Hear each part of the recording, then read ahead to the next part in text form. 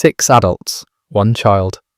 I counted them through the gate before I opened it, the way I used to count the opposing team in a courtroom. The lantern threw long shadows across the frost. The van behind them had a cracked windscreen and something dark along the passenger door that I chose, in that moment, not to examine. Rémi Beaumont stood at the front of the group, my wife's brother. I had met him perhaps 8 times in 18 years, and formed a cautious, neutral opinion of him that had calcified into something like mild tolerance over the time. He looked at me through the gate with an expression I had not seen on him before, something stripped back and raw and very still, and said nothing. Behind him, a couple I didn't know, road filthy, standing close, a second couple beside them, a woman, Irish, Rémi's wife, leaning against the van, with one arm curved under her coat, holding the infant against her chest. And slightly apart from all of them, sitting on the ground with his back against the van's wheel, a boy of perhaps 6, not with any of the adults, not looking at anyone, just sitting. I didn't know whose child he was. I would ask later. The answer would not be simple. Behind me, across the courtyard, Camille had not moved since she saw the signal from the watchpost. A dimmed torchlight flashing from the otherwise dark vehicle. Some code from their childhood, which had taken the colour from her face so completely that I had reached for her arm before I understood why. I did not open the gate immediately. I said, "Stay where you are, everyone's hands where I can see them."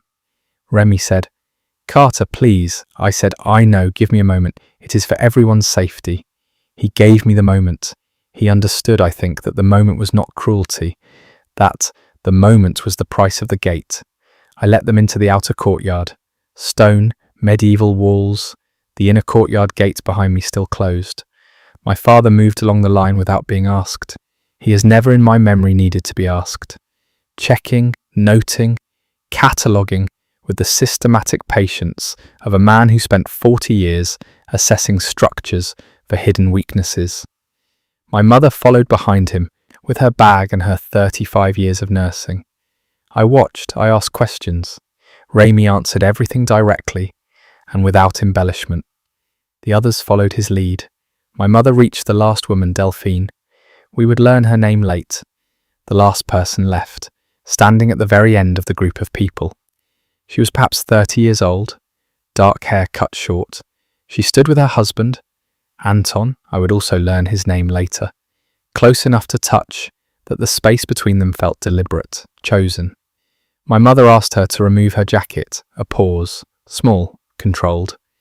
She removed her jacket. My mother looked at what was on her forearm for approximately 3 seconds. Then she looked at me. What we saw was undeniable. I have known my mother's face for 44 years. The professional face, the frightened face, the face she uses when she's about to say something true that she wishes were not true.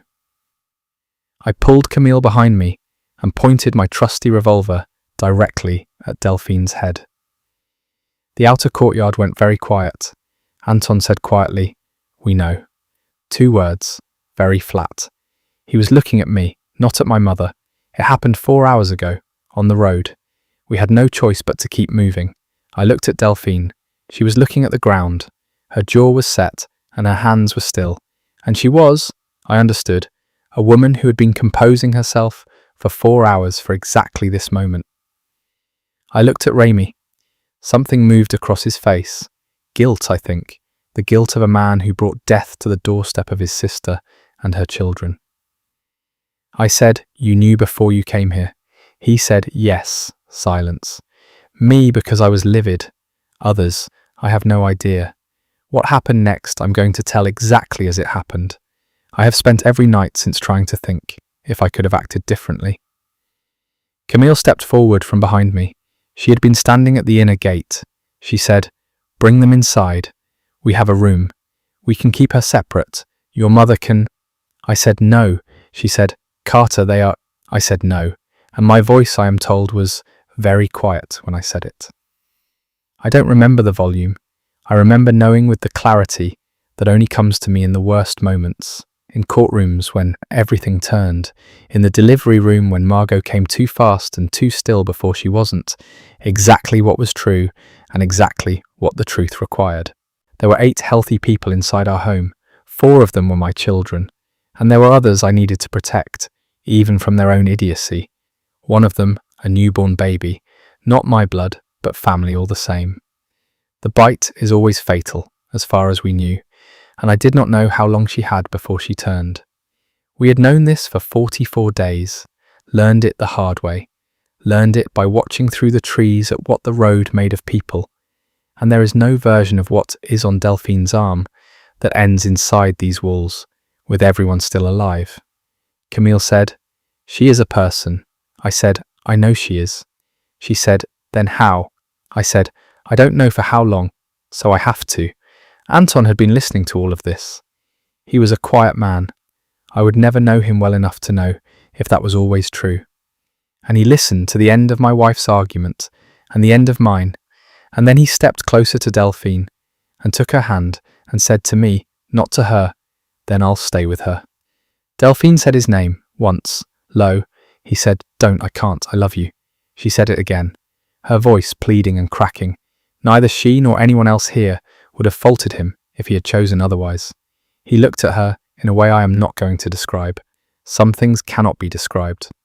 He looked at me and said, "Is there somewhere? Not the road, not the trees, somewhere close." I told him about the old stone outbuilding beyond the north wall. Solid roof, dry, used to house groundskeepers back in the time, later serving as lodgings for the temporary farm workers we hired to tend the land before all this. I told him there were supplies we could provide, and pass over more if needed: food, water, blankets, medicine. He nodded, practical, and the most logical choice for everyone's safety, everyone except Anton.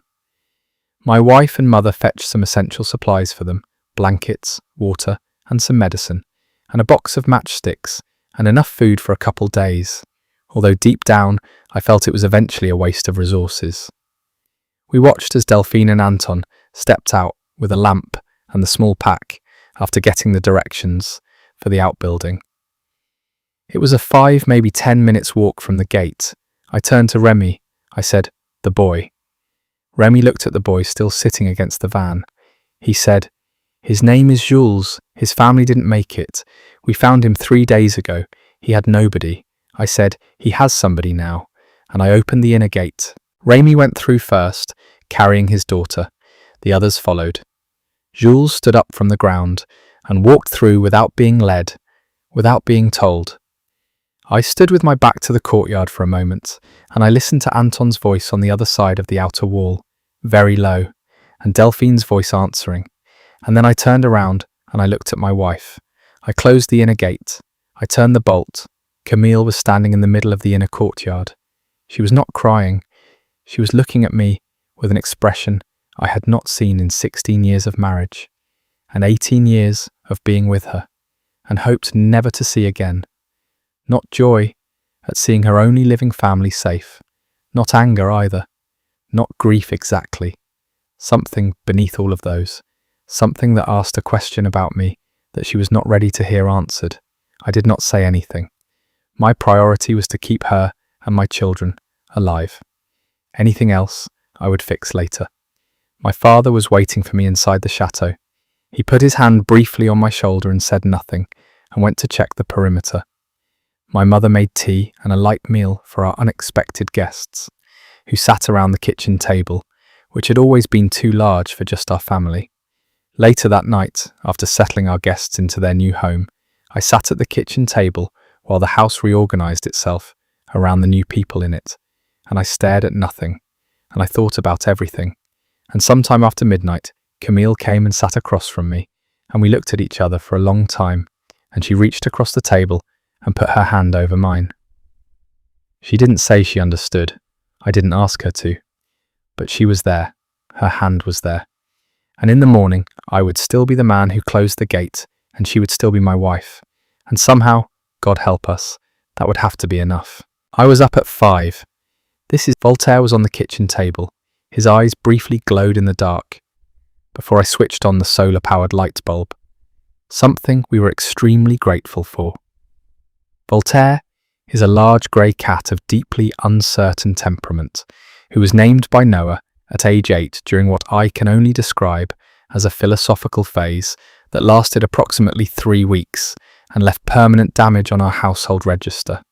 He is joined in Château residency by Madeleine, not the cow, the other Madeleine, a small tortoiseshell named by Elise, after a storybook character with whom she apparently identified strongly at age 9, and by Biscuit II named by Margot, who named the dog Biscuit first and saw no reason not to extend the compliment, and by a large orange Tom who arrived in year 2 from somewhere in the vineyard, and whom the children collectively named Fromage, which is the kind of decision that makes a man question the quality of his children's education before remembering that he is their father, and this is probably his fault. Camille was at the kitchen table when I came back in. She had been up 20 minutes behind me.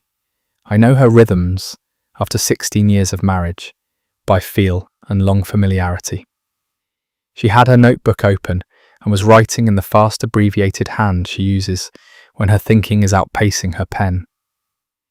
Madeleine the cat was on the chair beside her, which Camille permits, and I pretend not to notice. I sat across from her and we worked in parallel for half an hour without speaking. This is one of the things I love most about my wife, and always have, the ability to occupy the same room and the same problem without needing to narrate it for each other.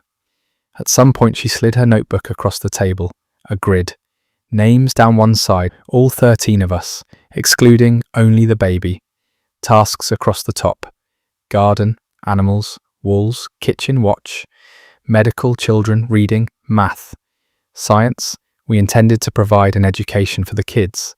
Even a destroyed world needed knowledge and intelligence to survive. I looked at it for a moment. Then I took my pen and added a column. Gate. I wrote my own name next to it and slid it back. She looked at it. She said, Mathieu, for the wall work with your father. I said, yes, and Céline, where do you want her? She said, kitchen first, then I'll see. I said, Remy. She said nothing for a moment. Then, give him a few days. I said, a few days, not more. She said, no, not more. This is 16 years of marriage. The whole negotiation in a couple of exchanges, and both of us knowing exactly where the line is without having to draw it. I woke the new people at 7. I knocked on each door in the guest wing myself, in person, because I wanted them to understand from the first morning that this was not a place where you slept until you felt ready. I told each of them, kitchen 30 minutes. They were all there in 20. I stood at the head of the table. Camille sat to my left. My parents were already at their end of the table, with their coffee, present and unhurried, the way they have been every morning since September. I kept it short.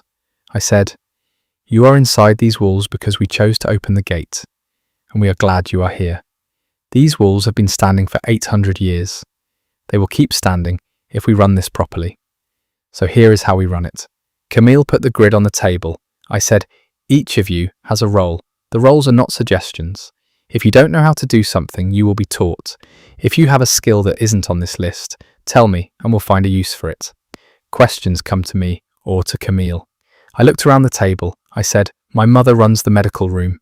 What she says in there is not a second opinion. My father knows these walls. On anything structural, his word is final. Camille runs the garden and the food. I run the watch and the gate. One beat. I said, the gate stays closed. Nobody opens it but me. Mathieu nodded. Céline was already looking at the grid. Remy had Iris against his chest and was looking at the table, and I left him there. I said, there's some coffee. We reserve it only for mornings. Fresh apples, eggs, honey and bread. Eat as much as you want and be in the front courtyard in 1 hour. I'll walk you through everything myself. Then I went to find my children.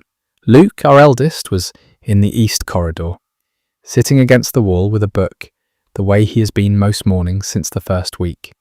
I think that is his way of escaping the world that we now live in. He looked up when I came down the corridor. I sat beside him against the wall. He said, how many are staying? I said, all of them, for now. He thought about this then. The little boy, Jules, he's alone. Do you think his parents turned? I said, I don't know. Maybe. But the important thing is, he's with us now. Luke looked at me for a moment and then looked back at his notebook and said, I can show him where the cats sleep. Margot can play with him. We can teach him the nursery rhymes and how to feed the chickens. I said, good. We sat there in the early quiet of the corridor, the stone cold at our backs, the arrow slit above us, letting in a thin blade of grey October light. And I did not say anything more, and neither did he, and that was sufficient. And after a few minutes, I got up and went towards the great hall, where Noah and Margot usually liked to play. Noah had knocked the head off a ceramic shepherd that has stood at the foot of the great hall console since we moved into the place. It had been there when we arrived, a previous owner's decorative conviction, and had survived 4 years of our children and one apocalypse before meeting Noah on a Tuesday morning in October.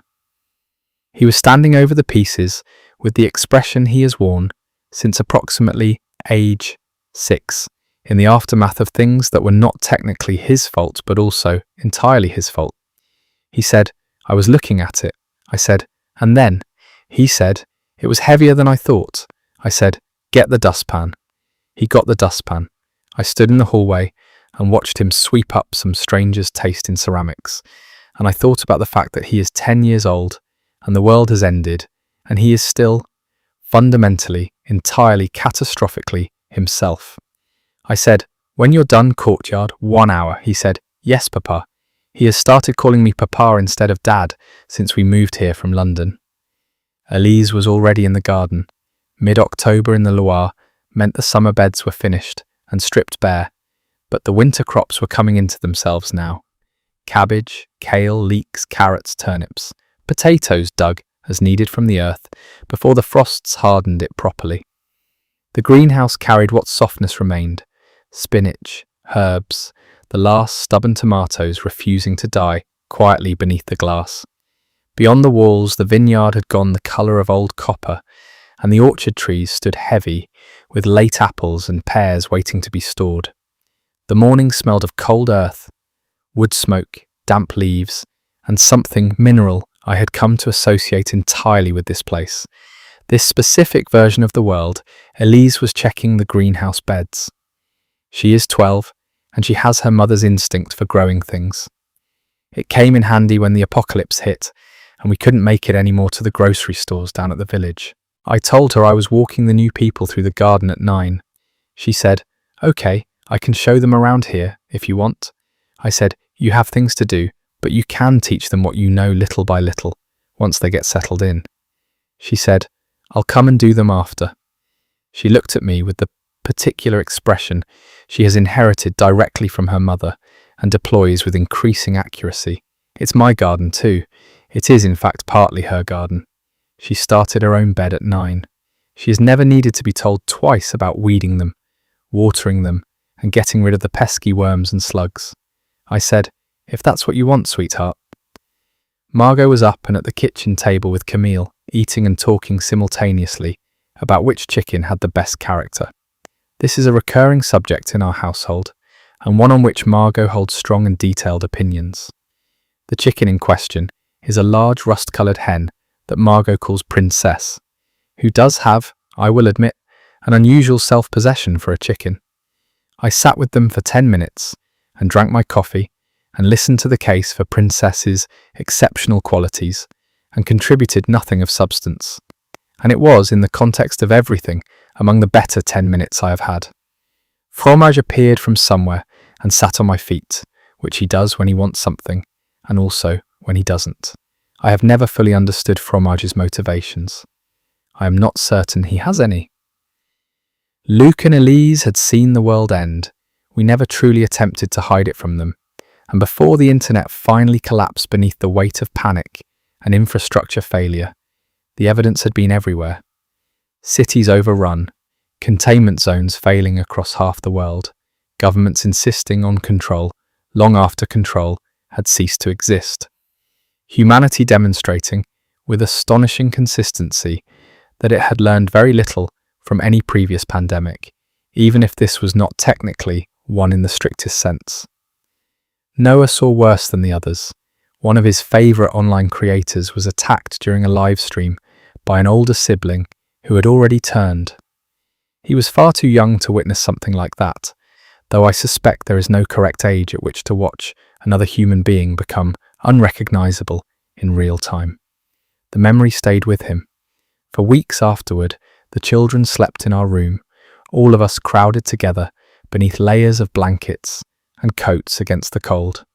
Partly because Noah was too terrified to sleep alone, waking at the slightest sound in the corridor, convinced someone inside the chateau had changed overnight. But partly too, because neither Camille nor I could bear the thought of our children being beyond our sight once darkness fell. Fear does not always make a man irrational. Sometimes it simply clarifies exactly what he cannot afford to lose. At 9, I took the new people through the property, all of it. The garden with Elise moving alongside us, naming things with the quiet authority of a 12-year-old who knows she understands more than the adults around her. The greenhouse, the root cellar, cold, dark and smelling of earth, shelves lined with preserved jars, cured meats, and the stores we had been building since September, which even I found quietly impressive when I saw them gathered together like that. The water system my father designed and built in year 2, the old well restored and deepened, rainwater collectors running from the chateau gutters into filtration tanks, everything gravity-fed where possible to spare fuel and maintenance. Reliable. More reliable, some days, than most governments had managed before the world ended. The animal yard, Madeleine and Clementine in their field, the pigs, the chickens, biscuit weaving between everyone's legs, with the democratic affection of a dog who loves all people equally and without the slightest discretion. I showed them the watchposts, the 4 high towers on the north and east walls, where you can see the tree line in all relevant directions. I showed them the gate mechanism, and I showed them what I meant when I said nobody operates it but me. I showed them the medical room. I showed them the fuel stores, with firewood and charcoal, the material storage with the construction material that we had ordered for renovations, and the tool shed and the workshop where my father has been fabricating things. Camille walked beside me and added what I missed. Mathieu, the man from the other couple that arrived with Remy, asked good questions. His wife, Céline, and Rose took a particular interest in the preserves and how they were made. Remy walked at the back of the group with Iris and said nothing and looked at everything, and I left him to look.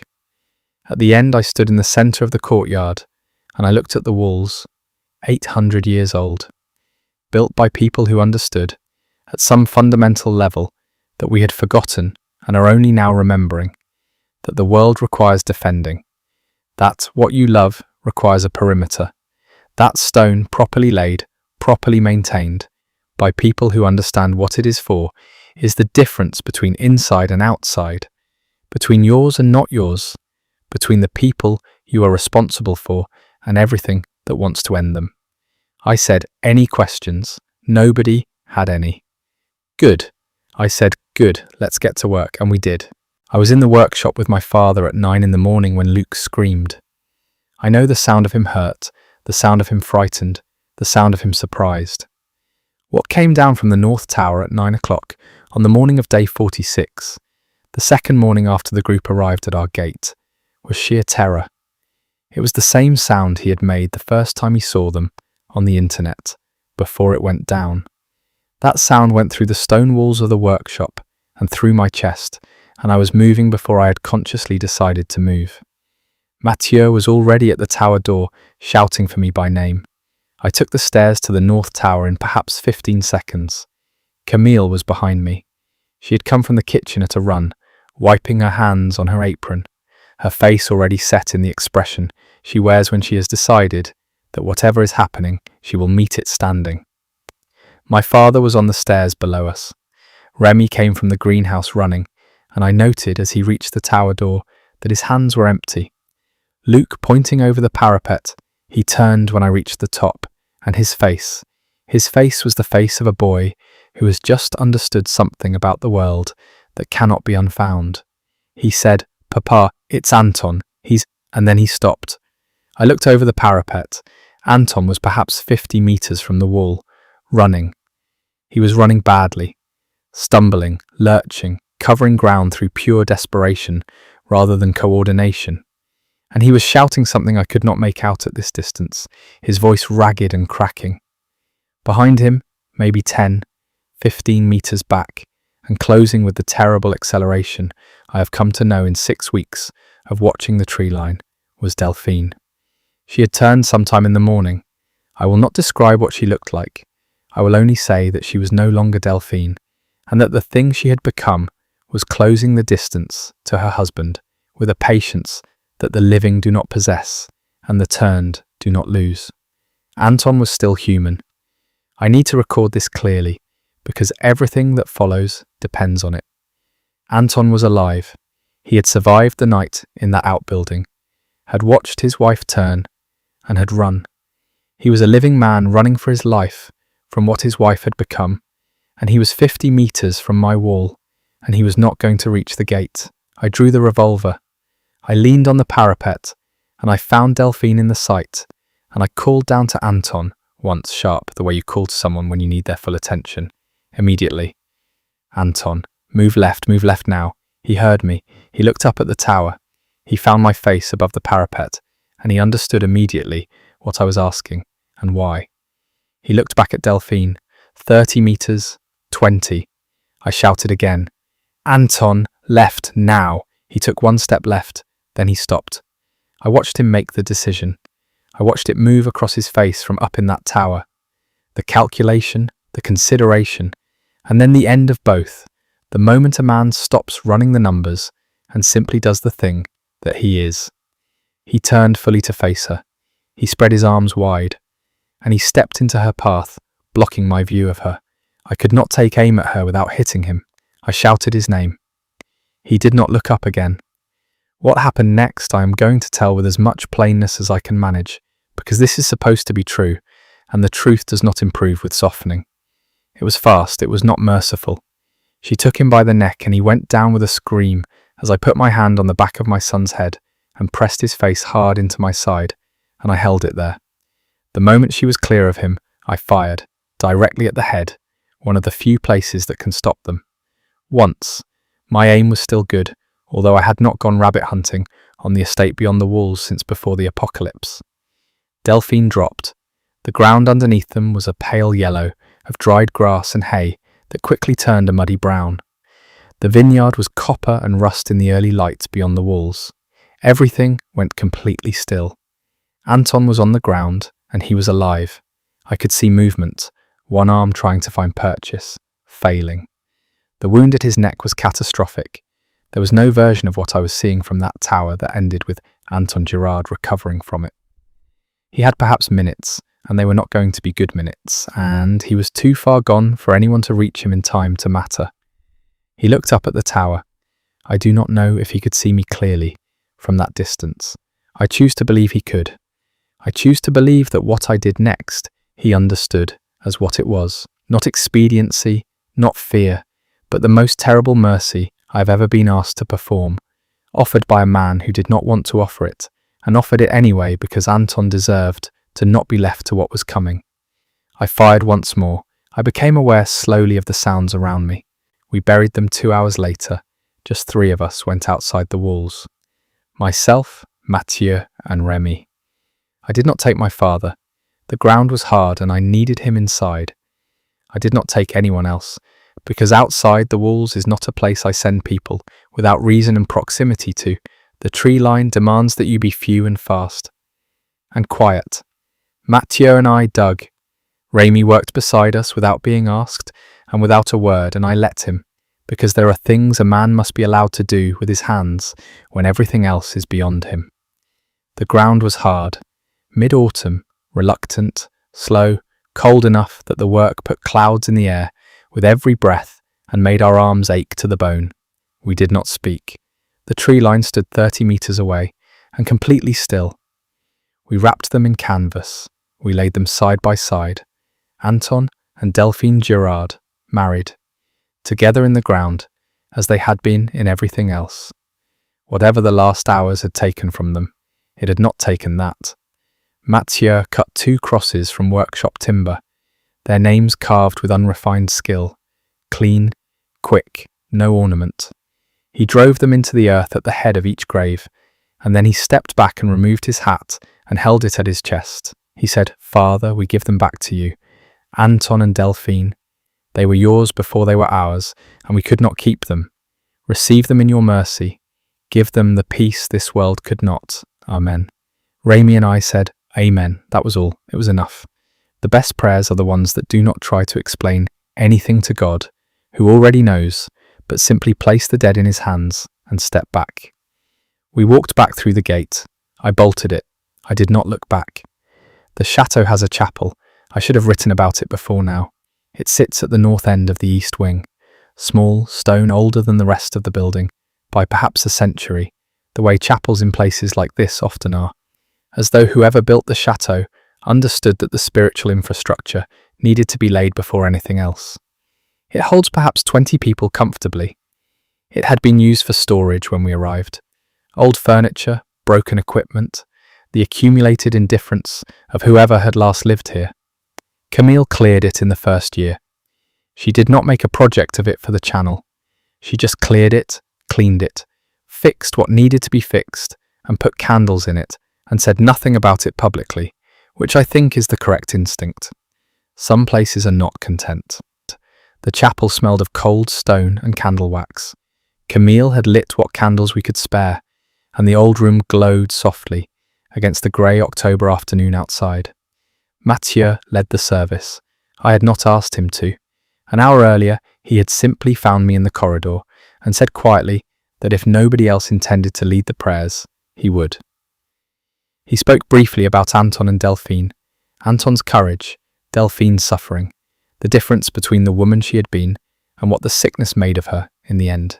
Then he prayed, "Lord of all compassion, we gather in the shadow of this sudden silence to entrust the souls of our brother and sister to your infinite mercy. Though they were taken from us in a moment of great trial, amidst a darkness we did not foresee, we believe that no plague or peril can separate the righteous from your hand.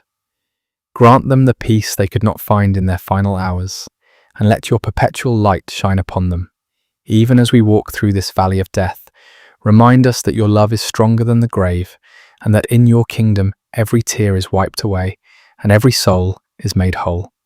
The chapel remained completely still afterward, and I listened to those words and found myself wondering, not for the first time, what sort of God permits a world like this to continue existing. Cities burned, children died terrified in the arms of parents who could not protect them. Families locked their own loved ones in basements and bathrooms and prayed the sickness would pass, only to hear them scratching and screaming through the doors hours later.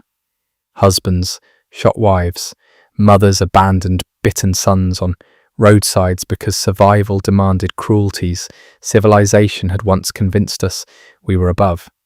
Strangers tore one another apart for food, for fuel, for medicine, while the infected moved through all of it like a punishment without logic or mercy. And worse than the violence was how quickly people adapted to it, how rapidly horror became routine, how naturally humanity learned to count ammunition more carefully than lives. I wanted to believe there was meaning somewhere beyond all of it, that none of this suffering had simply happened alone beneath an indifferent sky.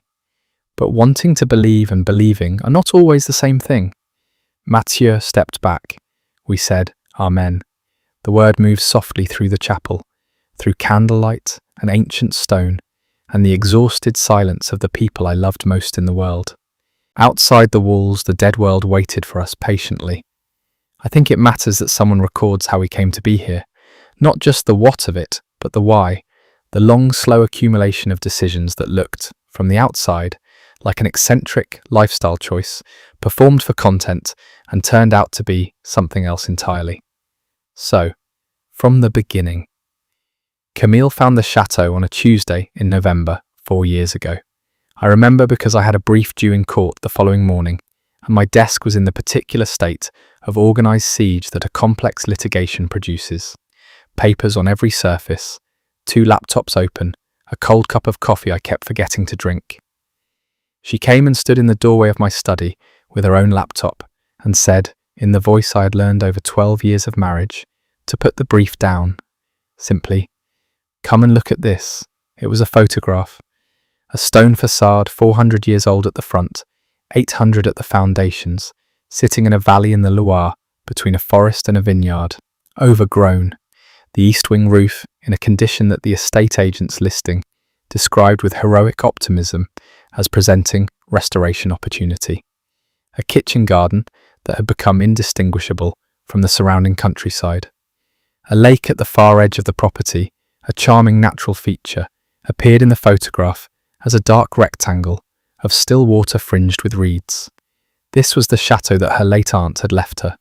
She said, "I think this is it." I said, "It's a ruin." She said, "Every chateau was a ruin before someone decided it wasn't." I went back to my brief. I thought about the photograph for 6 weeks. Was a partner in an established law firm in London.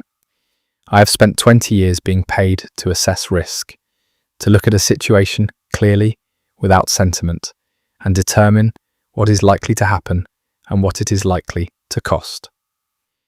By any rational assessment, the chateau was an enormous financial commitment, a logistical undertaking of staggering complexity, and a complete departure from the life we had built in London, which was, by every measurable standard, a successful one. Despite all of that, I made the decision on a Thursday morning with my office door closed. What followed was 4 years of what the internet calls content and what I call our life. Camille built the channel around the renovation, the honest version, not the curated one. She filmed the garden from bare earth to raised beds to the first real harvest, which was modest and then sufficient, and then by the 3rd year, more than sufficient. She filmed the greenhouse going up, the root cellar being dug, the water system my father designed over 3 days at the kitchen table on his first visit and which has not failed once. She filmed Elise at 9 years old planting her first bed with the focused seriousness of someone beginning something they intend to finish. She filmed the kids naming the cats with a freedom that suggested nobody had explained to them that cats have traditional names, hence Voltaire, hence Fromage, hence Madeleine II, hence Biscuit II, a naming convention that my wife found charming. 2 million people watched. I found this bewildering for the first 2 years, until I understood what Camille had understood from the beginning, that people were hungry for something real and slow, something that failed visibly and recovered honestly, something that did not ask them to aspire to a perfection they could not reach, but invited them instead to watch a family making something difficult and imperfect and genuinely theirs. The comments were not always generous. There was a persistent school of thought, represented reliably across 3 years of uploads, that what we were doing was not simple living, but its most expensive possible simulation. A chateau is not a small holding. Darling appeared in some variation so frequently that Camille eventually made it the pinned comment on one video as a joke, which the commenter did not find funny and said so at length. "Congratulations on your peasant cosplay in your medieval castle" was one I found myself returning to. Nothing says back to basics like a listed heritage property with a gatehouse and 20 feet high walls. My father had been talking about coming for a proper stay since the 2nd year, and my mother had been wanting to spend time with the grandchildren in a setting that was not Christmas in London. They arrived on a Thursday evening in the last warmth of August. The valley in late summer is a thing of considerable beauty. The light going gold over the vineyard in the early evening, the kitchen garden at the absolute height of its abundance, the lake flat and bright in the distance. My mother stood in the courtyard and looked at the walls and said, "Oh, Carter," which from her constitutes a considerable outpouring of emotion. My father walked the perimeter before he came inside, running his hand along the base of the walls, and came to dinner with observations about the north coping that I had not asked for and found, despite myself, extremely useful. The children took them over immediately. Margot, in particular, who was 4, and had decided some time ago that grandparents exist primarily for her benefit, which in my parents' case is not far from wrong. My parents had been staying with us nearly a week. The gardens were heavy with late summer abundance. Tomatoes, courgettes, beans, the first winter squash appearing at the edges of the beds. Beyond the walls, the vineyard had only just begun to turn gold. It was, I want to state this clearly, an exceptionally ordinary and beautiful afternoon. Camille was filming in the garden, a video about preserving tomatoes she had intended to make for nearly 2 years. Margot was following Fromage around the courtyard with the unwavering determination of a child convinced affection eventually becomes irresistible. My mother had been recruited as assistant cat chaser and appeared to regard the role as both ridiculous and deeply important. Elise and Luc were sprawled across the carpet in the great hall with their laptops, while my father slept in an armchair by the fireplace. Noah sat in the opposite corner, watching a live stream about Lego sets with alarming concentration. Earlier that morning, he had broken something and, as a consequence, had been forbidden from wandering the chateau, unsupervised, leaving destruction behind him. I was in my study, I still had a study then, on a call regarding a commercial dispute I can no longer remember at all. Then my phone lit up, a notification. My colleague glanced away as his own phone began vibrating repeatedly across the table. Behind him, through the conference room glass, people on the office floor were suddenly moving very quickly. Someone shouted. Then another notification appeared on my screen. Then several more. We ended the call. I will not pretend the first hours were clear. They were not. The news arrived fragmented and contradictory, too fast and from too many directions to assemble into anything coherent. Reports from Paris, Lyon, Marseille, then London, Berlin, New York. Hospitals under pressure, violent incidents, police shootings, entire train stations locked down, news anchors visibly struggling to remain calm, while footage played behind them of people attacking paramedics hard enough to crack bone. At first it was described as a public health emergency. By evening the language had changed. Containment failures, civil unrest, possible neurological aggression. I watched one clip 3 times because my brain refused to understand what it was seeing. A woman in a hospital corridor, barefoot and covered in blood, throwing herself at a doctor with a kind of animal force that did not look remotely human. Even through the phone speaker you could hear the sound her teeth made when she reached his throat. I turned it off after that. 20 minutes later, I went downstairs. Camille was already in the kitchen with her laptop open. The look she gave me when I walked in told me she had understood the situation exactly as I had. My father sat at the table reading silently from his phone. My mother was not reading anything. She was staring out the kitchen window with the expression she wears when she has already accepted something terrible and moved on to what it requires. I sat down. The children had noticed by then. Elise and Luc were in the doorway, pretending not to listen and failing completely. Noah was still in the great hall, watching live streams, because nobody yet understood how dangerous the internet had become. Every platform was full of footage, riots, attacks, screaming crowds, people recording loved ones restrained in kitchens and bathrooms while they begged someone off camera to help them. Then Noah screamed, not startled, not surprised, a genuine scream of terror. We found him white-faced on the carpet, with the tablet on the floor beside him, a live stream still playing, a young kid crying and shouting at an infected to stop coming closer. Then a crash, screaming, the image shaking violently sideways, blood across the lens, and afterward, the wet sound of chewing. Camille turned it off immediately, but it was too late. Noah had already seen enough to carry for the rest of his life. By nightfall, every major channel had become variations of the same horror. Governments urging calm over footage that made calm impossible. Reporters speaking in shaking voices while military vehicles moved behind them.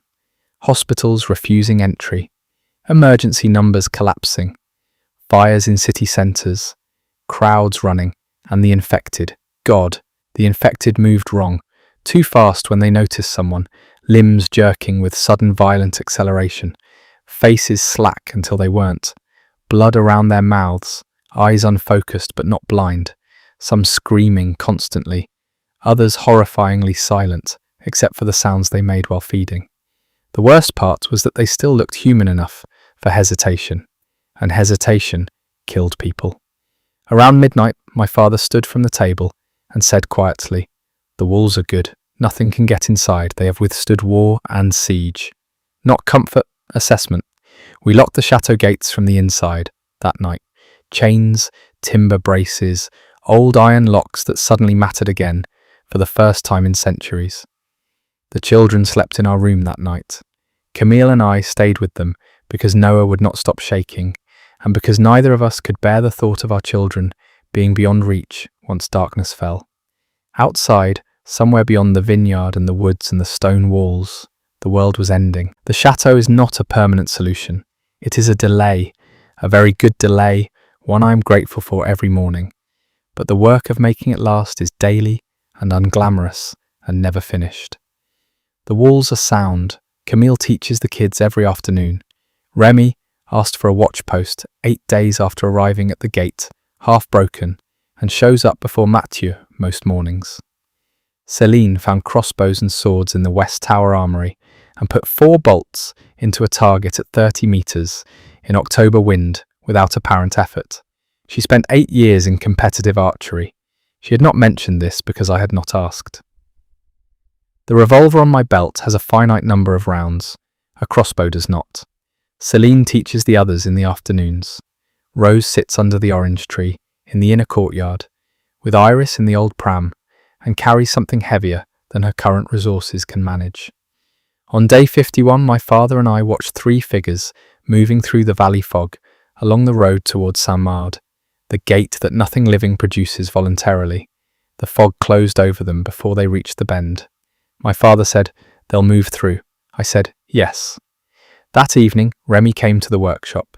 He sat down and said it directly. Rose had lost her milk on the road. The cold, the stress, not eating. She was trying. It wasn't enough. They had come with formula. They had 4 days left. She had known for longer than 4 days. She had not wanted to be a problem. I told him she was not a problem, that inside my walls their problems are my problems, and I needed him to understand that clearly. They were family. He said, "The pharmacy in Saint-Mard." I said, "Yes." He said, "I'll go." I said, "Not alone.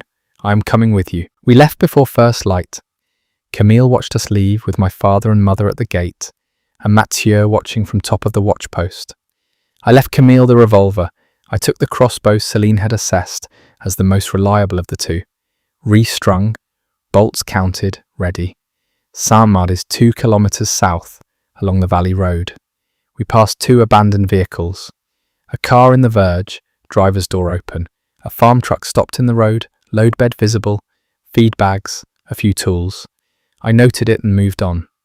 The village assembled itself through the frost-pale plane trees as we came around the final bend. Bourdin's store cleaned out systematically weeks ago. Nothing worth taking, but the new store on the western edge had never opened. Stock still on pallets, untouched because nobody had remembered that it existed yet. We worked fast. I filled the hiking pack. 2 5-pound bags of salt first. We had supplies of it left at home. But preserving things required lots of salt, dried pasta, 4 tins of ground coffee, some sugar, and a box of chocolates for the kids. Then I moved to the baby supplies section. Remy was already there ahead of me, reading labels in the dim light. He took 10 tins, methodically, checking each one, stacked them carefully in his pack.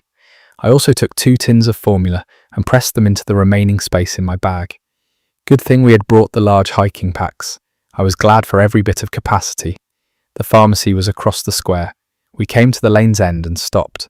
The square was worse than when we had arrived. They had gathered, drawn by something, or simply by the convergence of their own aimless circuits. And there were 7 of them visible now, clustered loosely between us and the pharmacy door. 2 near the war memorial, 1 by the Mary, 2 at the church gate, 2 more directly in front of the pharmacy entrance, close enough to the door that crossing the square was no longer a question of timing. We pulled back into the lane. Remy said, "We can't get through that." I said, "Not yet." We waited. They did not disperse. The 2 in front of the pharmacy door did not move with any purpose that suggested they would move at all. I was considering options, none of them clean, when the window above the pharmacy opened. A face looked down, old, white-haired, watching us with the calm assessment of a man who had been waiting for this specific moment and had already planned for it. He looked at the infected in the square. He looked at us. He held up one finger. Wait. Then he disappeared from the window. A beat of silence. Then, from the far end of the square, the northern street, a crash. Something heavy, thrown hard, clattering off cobblestones and bouncing against the far wall with enough noise to fill the whole square. The two by the pharmacy door turned. The ones near the memorial turned, all of them moving, filing away toward the sound, with the obedient purposefulness of things that have no idea they are being managed. The old man reappeared at the window, looked at us, nodded once. We crossed. 4 minutes inside. My mother's list in my breast pocket, her precise clinical handwriting, quantities, substitutions, insulin first, antibiotics, wound care, pain relief. Back at the door before the square refilled, Remy said, "The window." I said, "I know." I held up one hand toward the upper floor. "Wait." I went up. Dr. Henri Fabron was standing in the middle of his consulting room. 75 years old, white-haired, compact, wearing his coat indoors. On the windowsill, a bag, packed and closed. A notebook thick with pages. He had been packed since the second week. We knew him as an old family friend of my wife's late aunt. He had visited the Château once or twice after we moved in, despite him not being our doctor. He said, "I was running out of food." I said, "We have food." Something went out of his shoulders that had been there a long time. "You can come with us." He picked up the bag. He picked up the notebook. He looked around his consulting room once, the look of a man taking a last inventory of a place he had inhabited for 40 years. Then, at the door, he stopped. He said, "I have not seen another living person in this village in 4 weeks. Not one. I watched from this window every day." He paused. "You are the first." He said it without drama, the way a doctor records a finding. But I heard what was underneath it. 6 weeks of watching, waiting. The lights of the chateau visible, on clear mornings, the only evidence that the world had not emptied entirely. I said, "Then let's get you home." He went down the stairs ahead of me. 6 quiet days, the valley still. Dr. Fabron and my father walked the perimeter every morning. Céline running archery sessions in the outer bailey. Iris gained weight. My mother confirmed this on day 58 with satisfaction. Day 61 was not quiet. Elise found me in the workshop. She said, "There are people on the south approach." 11, maybe more behind. I went to the outer wall. 6 men, a woman mid-30s positioned at the front, with the ease of someone who belonged there. 2 teenage girls, shoulders touching. The younger one holding the other's sleeve at the wrist. A boy about 14 slightly behind them, not frightened exactly. Absent. The men were armed, not visibly, coats that hung wrong, hands kept near specific points. I have spent 20 years reading what people choose not to show me in courtrooms. Then the woman raised her wrists, chest height, briefly, hands loosely forward. The marks were visible through the binoculars. Cord marks, worn long and worn often. The older girl raised hers, then the younger one, a beat behind, clumsier, her sleeve catching. I watched the sequence. I watched the woman's eyes, which were on the wall, and not on the girls when the girls raised their wrists. I put the binoculars down, and noticed in my peripheral vision Camille backing away to go down. I knew where she was going. The argument on the wall ran 10 minutes. Remy and Céline held the position. "Those are women and children. We were on that side once. You opened the gate for us." My father and Mathieu held no position. Céline said, "I think you're wrong. Those are girls and that woman has marks on their wrists. I do not like those men that they are with." Remy said, "What's different from when we arrived?" I said, "You are family." I turned to the wall and told the woman we could not take them in, that the road south had been clearer, that I was sorry. She said, "Look at these children. In the name of God, please." I said, "Move on and God will keep you." I stepped back from the parapet. 30 seconds of silence. the silence after a refusal where calculation runs and decisions crystallize. I said, "Remy, Rose, down, now." The men produced weapons, pistols most of them. The group rearranged, men to the front, the women and girls moving back. Not the way you move back when the men around you have frightened you. The way you move back when the men are doing what was planned. The young man raised his pistol and fired at the wall. The round went wide and the stone it disturbed sent a fragment into Celine's arm just above the elbow.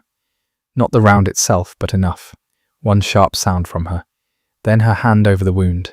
I said, "Go inside, my mother." Now she went. A man's voice came over the approach. Composed again, the roughness gone.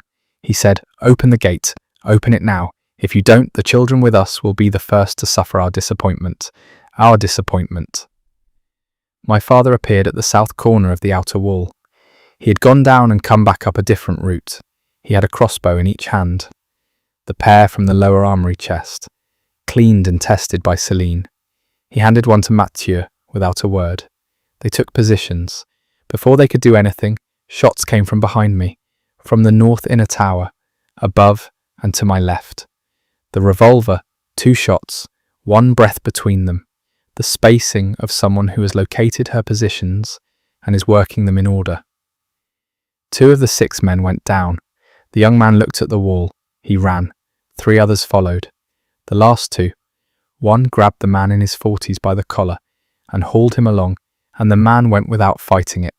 The tree line took them. I looked at the woman. She was standing exactly where she had stood throughout, her hands open at her sides, her face composed, warm, grateful, the posture of someone rescued rather than abandoned. She said, "Thank you. I'm so sorry about those men." We had no choice but to travel with them. I went down to the outer gate. Camille was in the inner courtyard, the revolver open in her hands, running it clean. She looked up. I said, "Celine." She said, "Your mother has her. It's not serious." I held out my hand. She closed the revolver and gave it to me. She said, "I need to bring them in. Your mother and I can check them for bites and weapons." I said, "I know." My mother asked their names first, after the checks, because she understands that a name is the first thing you give someone to show them they are being seen. Veronique, Pauline, Claudine, Thomas. We housed them in one of the storage rooms in the inner courtyard with blankets and food and bolted the door from the outside. We were not yet ready to I stood alone in the inner yard.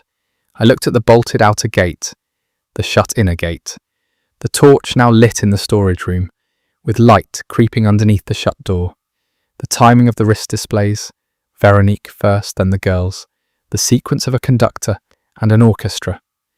Our disappointment. The young man of 18 who had looked at the woman and hesitated before he ran. The man in his 40s being dragged by the collar, not running of his own will. I put them in the part of my mind where things wait to become something. I went to find my wife. Past midnight, a shape detached from the north tree line, not the gait of the infected, the stumble of a body using the last of what it has. One hand going down to the frozen ground, finding it, pushing back up.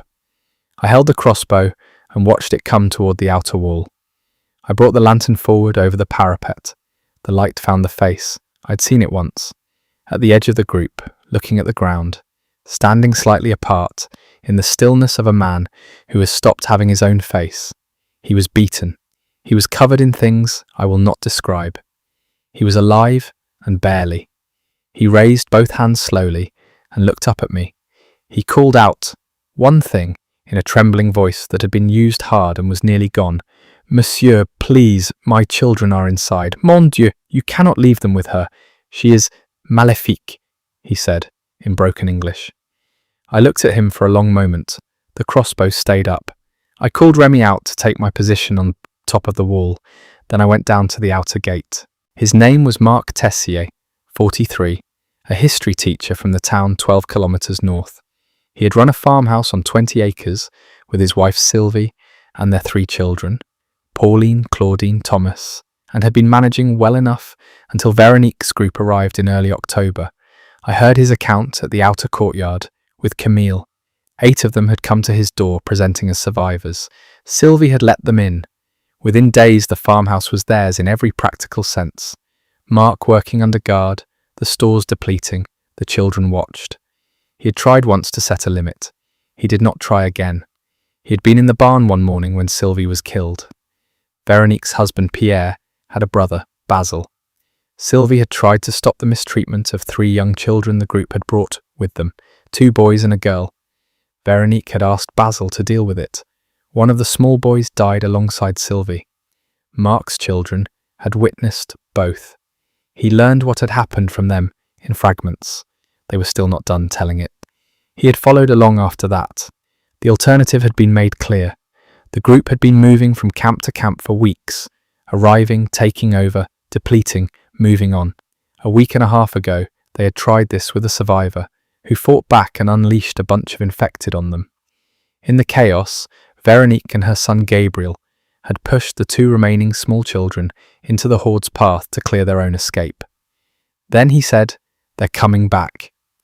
The remaining men, 3 of them, and Gabriel had been talking about the chateau since they arrived at his farmhouse, about taking it. When Basil and another of their group were shot off the wall approach by Camille, that became something else. They were talking about revenge. They were talking about driving a horde toward the walls as a distraction and coming in behind it. I looked at him for a long moment. I said, "How do you know this?" He said, "Because they talked freely in front of me. They stopped thinking of me as someone who would act on anything a long time ago." I believed the broad shape of his account. The farmhouse, Sylvie, the children, those parts I believed. His involvement and the extent of his complacency in everything that followed, I was less certain about. The story about the horde concerned me even more. It was possible.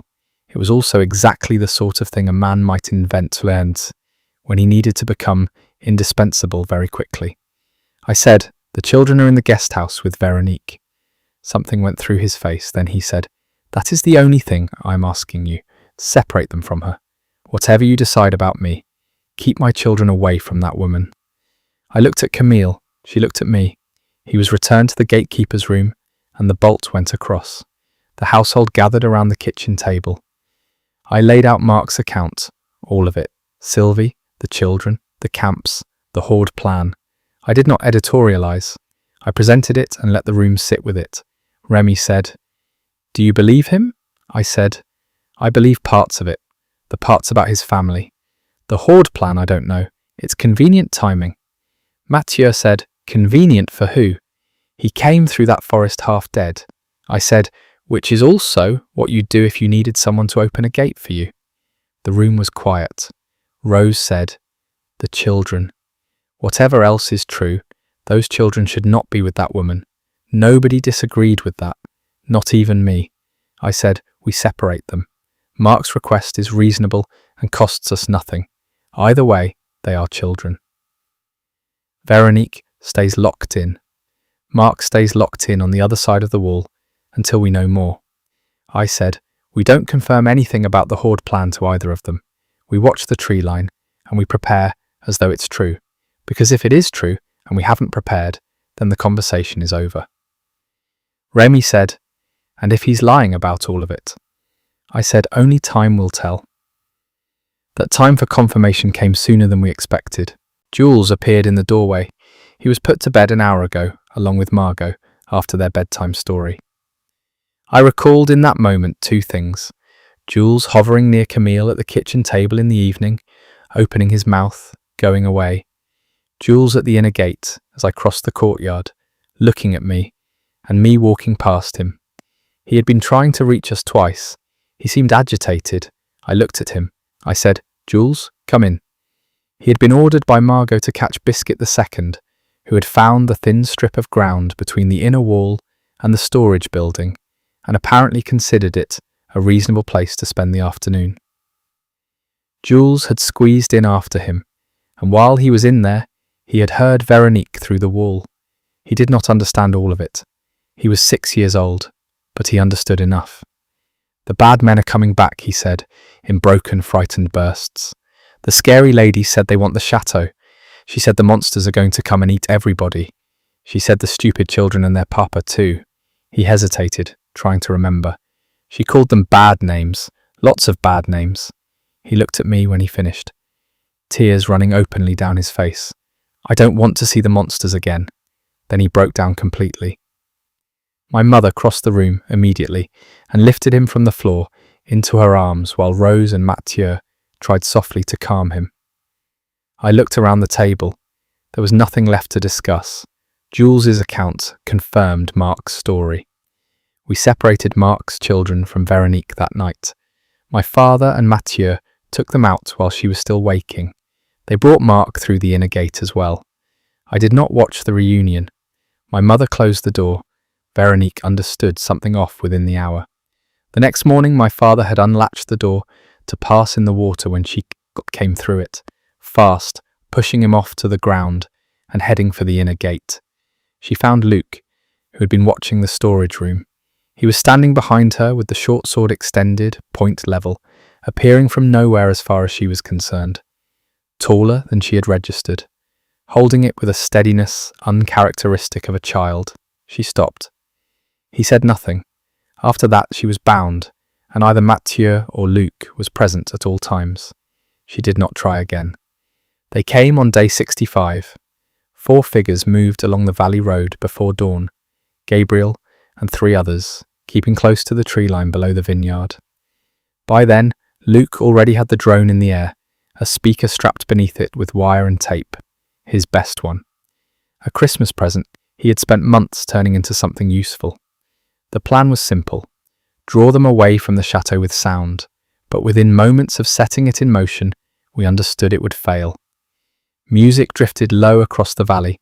The infected was visible at the edge of the North Forest by now. How they managed to lure them in, we did not know, but when the music reached them, they turned toward it one by one, movement appearing between the trees as the drone pulled south, away from the chateau. Luc kept it low enough to hold their attention, but high enough to stay out of reach. While Luc handled that, we had one more thing inside we had to get rid of. No one suggested opening the gates. Instead, we brought Veronique to the north wall. The old maintenance rope still hung from the outer parapet after the last repairs. My father checked the knot himself before we lowered her over the side. She understood before her feet touched the ground. For a moment she hung there in the half-light, breathing hard and staring back up at us. Then we cut the rope. She hit the ground feet first, stumbled, caught herself on one hand. Then she began screaming. Not words at first. Raw panic, fear or something worse, we could not tell. Gabriel shouted her name and ran toward her before the others could stop him. 2 men followed immediately. The 4th hesitated just long enough to understand what was happening, then ran too, because there was nothing else left to do. The infected changed direction almost instantly at the sound. You could see them clearly once they left the trees, sprinting in short violent bursts, then stumbling, then sprinting again, too thin, bloody around the mouth and hands. Some still wore scraps of uniforms or civilian clothes stiff with dirt and old blood. One of the men fired a shot, the worst thing he could have done. After that, the valley became hell. The horde folded toward the road. Gabriel reached Veronique first. We could see him trying to pull her upright, dragging her west across the valley until another man grabbed her from the other side and helped carry her. The remaining 2 ran ahead of them. The first infected hit them halfway between the vineyard and the chateau walls, hard enough to drive all 3 men into the ground. Winter came in the first week of December, earlier than in previous years. The valley turned white and stayed white. The horde drifted south as the others before it had done. Hordes rarely stayed in one place unless they found something worth keeping. The 20-foot stone walls carried no sound beyond them, and we were careful never to reveal ourselves, not even the smell of cooking food. The children stayed deep inside the chateau. We watched only from within the towers, never from atop the walls. By day 89, the valley, the road, and the tree line had been empty for weeks. Mark and his children were given the choice to stay or leave. He listened, looked down at his hands, and said there was nothing left out there. His children needed what was here. He said, "If you'll have us," I said, "we'll have you." A couple of weeks later, I sat in the inner courtyard with a cup of hot tea. Our coffee had run out the month before, watching the snowman and the 4 snowcats the children had built the previous afternoon. Then I heard the chatter. Noah came first. Thomas followed behind him, cautious as always, watching everything. Margot and Jules were wrapped in so many layers that I barely noticed Fromage and Voltaire tucked in their arms as they talked loudly to one another. Claudine came after them, dressed in clothes Rose had altered from Camille's old things. Elise and Pauline entered together, still orbiting each other carefully without speaking. Luke appeared last in the doorway, carrying baby Iris. She had grown stronger over the winter, healthier too. And though Luke was still young, there were moments now when the seriousness in his face made him look far older than the boy he had been the previous summer. 8 children in the inner courtyard, 4 more than in September. I opened my notebook and wrote a single sentence. God has permitted us another winter alive within these walls. Perhaps there is still hope left for humanity after all. We did not know how long our supplies would last, only that we intended to survive. And perhaps, somewhere beyond the valley, other people had survived too. I sat there a while longer, listening to the sound of children in the courtyard, and, despite everything I had seen since the world ended, found myself quietly grateful that humanity had not vanished entirely from the earth. Then I closed the notebook and went inside the chateau to help my wife.